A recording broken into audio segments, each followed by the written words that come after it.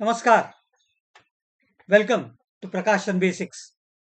I'm Prakash Zog, and we've been talking of Darshan Shastra, that is Indian philosophy. Last time I spoke of the biography of the great sage Madhvacharya. Uh, Let us from today, in a few days, look at the Dwaita philosophy that he put forward.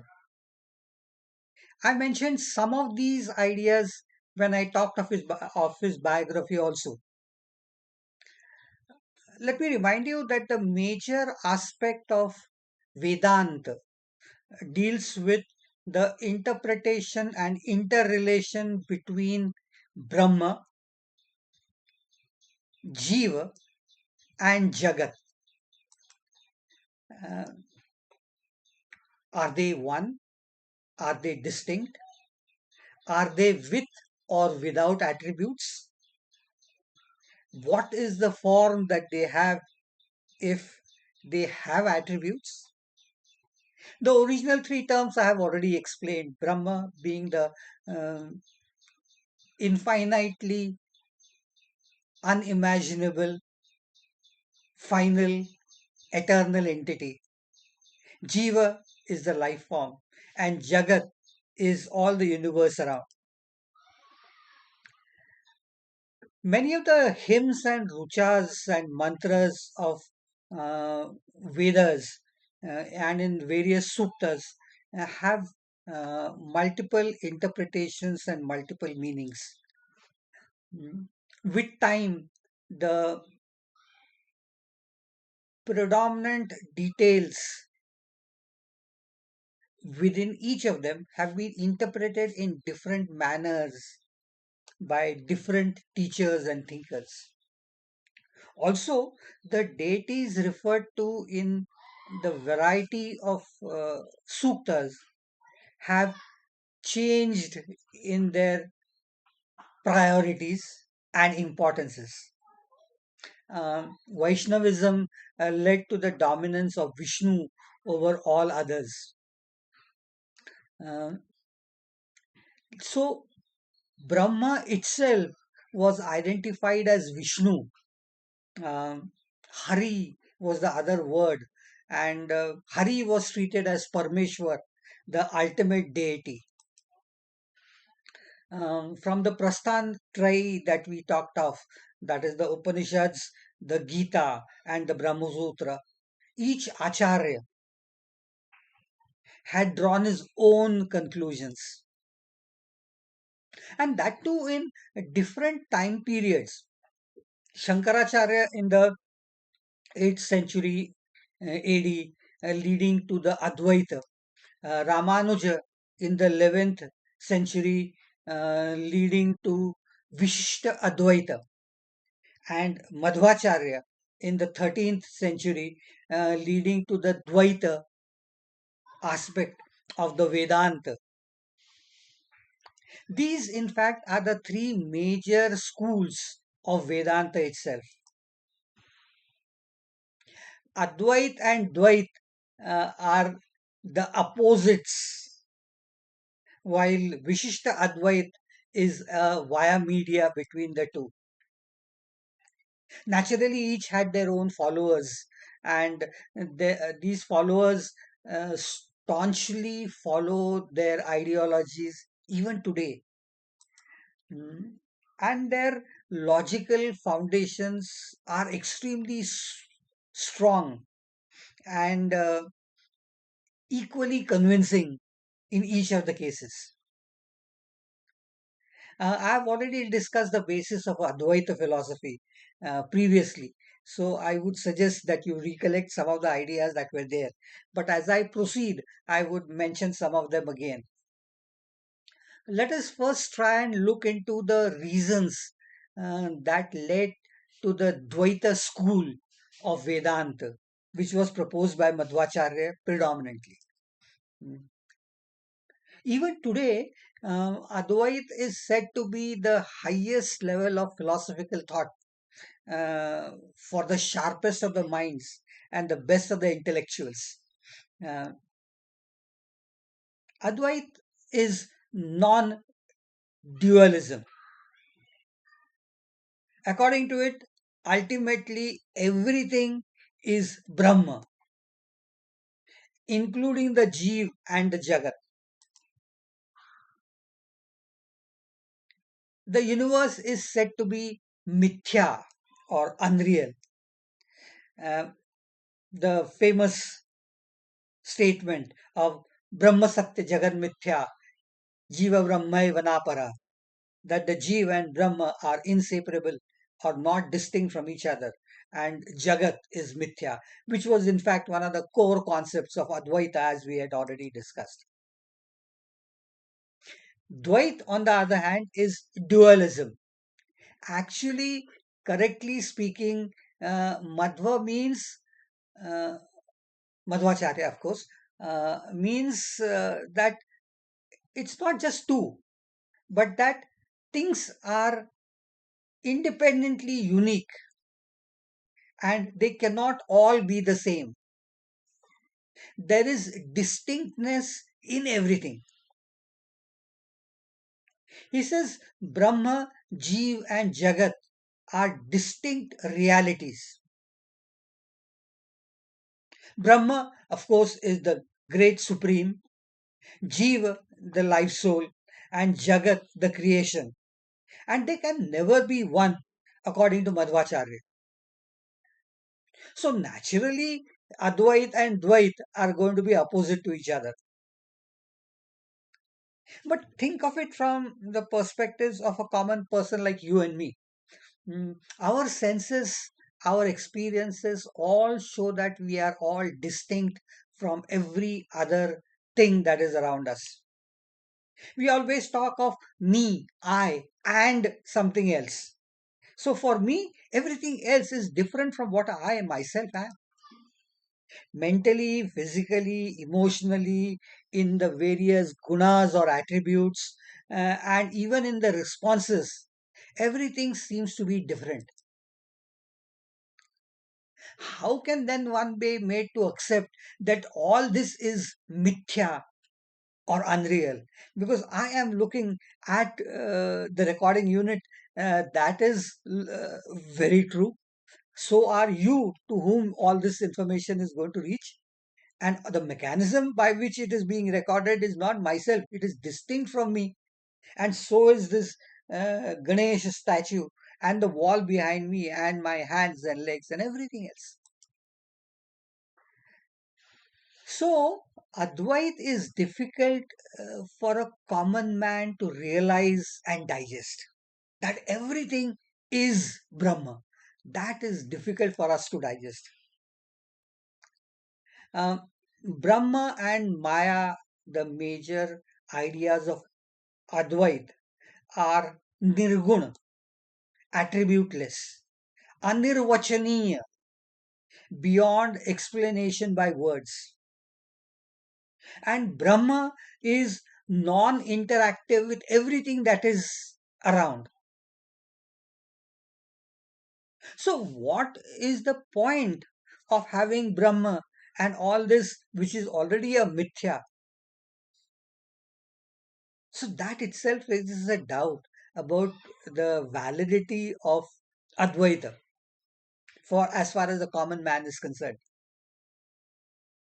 And secondly, Ishvara, the Lord, was easy to comprehend and interpret.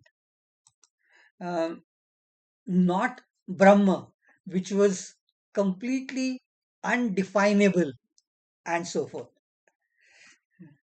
So if the God is or the Lord is something that can be described and defined, we can pray to it, and the dominance of bhakti uh, came to light from 13th century onwards and beyond that also as the bhakti movement to a very large extent, and it formed the major form of worship for common man.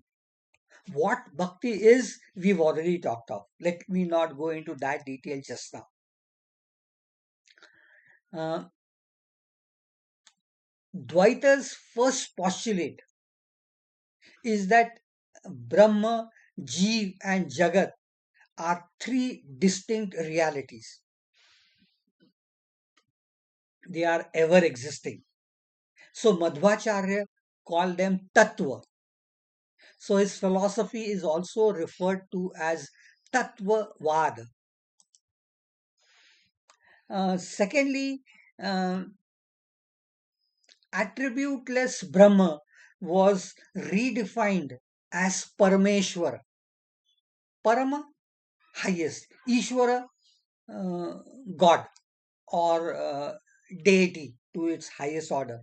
And uh, this Parameshwara was identified to be Vishnu since he was a Vaishnava, and more so in the form of Hari because of this Vaishnavism concept.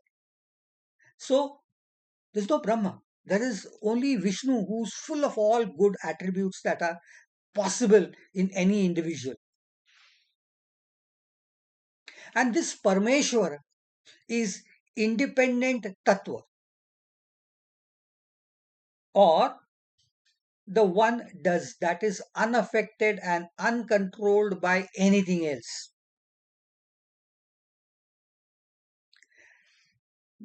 He is the creator, the propagator, and destroyer of everything that is around us.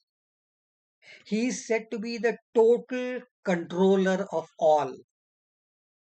The word used is Jaganniyanta. Jagat is the universe. Niyanta is the one who controls. Jiva is the life form.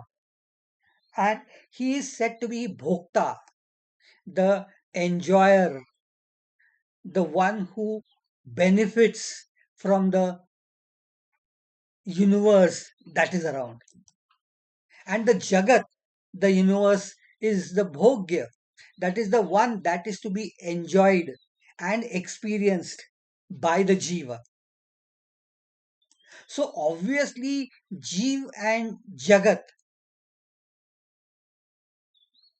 are separate entities and they are dependent on Ishvara, and they are said to be Paratantra. Para is other, Tantra is under the control of or controlled by. So they are said to be Paratantra entities or Tattvas, totally under the control of Parmeshwara, the ultimate Lordhood. Naturally, they are far, far, far inferior to Parmeshwara. So they can never be equal or even comparable to Parmeshwara himself. So the Jeev and Jagat together are far inferior to Ishvara and can never be equal to it. Unlike Advait, where all three of them are ultimately the same. So that's a major difference. Um, in terms of the logic that is talked of in a variety of situations in the philosophies, that is darshanas, Ishvara is the instrumental cause, the nimitta karan, and the jagat, that is the universe, is the upadana karan, the material cause. And all this is for the outcome, which is the jiva. Um, from the most common example that we've talked of even in our early discussions of what these pramanas are, the potter is the instrumental cause, the great Lord or Ishvara himself, the instrumental cause or the upadan karan is going to be the clay, the wheel, the water that is required, the furnace that is required, the stick that is used to turn the potter's wheel, and so forth. Mm. And the pot that is created is finally nothing but the jiva itself. So obviously, none of these things and the pot can ever become the same or equivalent or achieve any level close to the potter himself. And one can't replace one of these things by any other things as a substitute.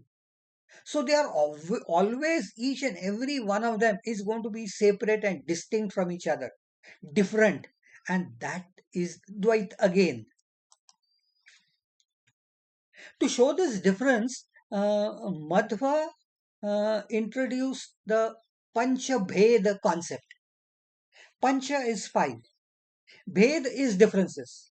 So the five forms of differences that he talked of, differences are inequalities between Brahma, Jeev, and Jagat, or Parmeshwara, Jeev, and Jagat. If you talk of Brahma as the one with attributes as Parmeshwara, the logical relation between the three of them not being equal can be worked out even in simple mathematical process that we know of. First of all, Ishvara and Jeev are distinct. Ishvara can never become Jeev. And that's what we talked of. I cannot think of myself to become God. For me, God will always remain superior and much, much more higher than me in all respects, in qualities and attributes and everything, in abilities, everything. Same way, Ishvara can never become Jagat itself. The creator of everything cannot become all the things that we see around. So he is different from the Jagat. And the Jiva and the Jagat are also going to be different. They can never be the same. A life form, a living aspect, animate object can never become an inanimate object unless it dies. And then its distinction as an animate object disappears. So all jivas are separate from Jagat. That's the third type of difference. Fourth, obviously, is that no two jivas are also the same. They are also distinct from each other. Not only that, every part within a jiva is also distinct from every other part within the same jiva. And this every object in the universe is also distinct from different objects that are seen around in the universe. And that's what we see all around us in our every day to day life experiences. Do we ever feel that we could be the same as Parameshwar or the Lord? Do I consider myself to be the same as my parents or Shankaracharya or Modi ji for that matter? No, we are all distinct. We are all in different time periods and we are all different from each other. Am I the same as gold or uranium or plasma, either in the blood or the fourth state of matter plasma? They can never be the same. So a Jeev and Jagat are again separate from each other. Our chromosomes are non-living, rather made of materials that are non-living, including 24 different nucleic acids. If they were the same, we would never have different chromosomes. So they have to be distinct from each other in order to give us all those attributes and properties. So every one of them is different from the other. How can I consider myself to be the same as Mount Fuji or Himalaya or as Amazon or Nile River or as a dolphin or as a microbe? So we are all different in our functions, our attributes, our behaviors, everything. So there is Dvaita all around us. No two jivas are the same. As examples talked of in Indian philosophy, a cow can never be the same as a horse, and two cows can never be the same again. And as we know, it can't be the same as a fish or a bacterium or a bird. And every part is different. The lungs can't be the same as the blood, neither can it be the same as the brain. So again, in jiva itself, there is distinctness. And the Jeev and the Jagat are distinct itself. The grass and the cow cannot be the same. The chromosomes and the amino acids are bound to be different. And the human cell and other cells around are going to be different. And two metals are never the same. I can't talk of glass and gold to be the same. I can't talk of silver and gold to be identical. I can't talk of uranium that we have been talking of in sciences and copper to be identical. I can't talk of the black hole and the sun to be the same. So all these represent the five distinct forms of distinction between Ishvara Jagat, Ishvara Jeev, Jeev Jagat, Jeev and Jagat and Jagat. So these five distinctions always exist. So there is Dvaita all around us. There is no question of saying that there is Advaita. For a common man, for you and me, this is what we see in all the world that is around us. We see this dominance of Dvaita all around us. For us, for common people, Advait is far beyond our comprehension and understanding. This is just the beginning of the first two aspects of this Dvaita philosophy. Madhvacharya, uh, while discussing out this philosophy, also talked of terms like taratamya, that is hierarchy between different things. He talked of concepts of how moksha, mukti take place. He talked of the importance of bhakti. He also talked of the different realms, that is the lokas that are around, and the logic that links all these things together. That is an aspect that we will look into next time and look into the overall view. I might repeat a few things again so that they will link up to each other as we proceed. If you have liked whatever I have said, please like and subscribe to this channel. Read about Dvaita, accept that for simple people like us, it is the Dvait around us that predominantly dominates everything of our thought processes. Like and subscribe to this channel, and I'll come up with more ideas related to this uh, till we meet again. Namaskar.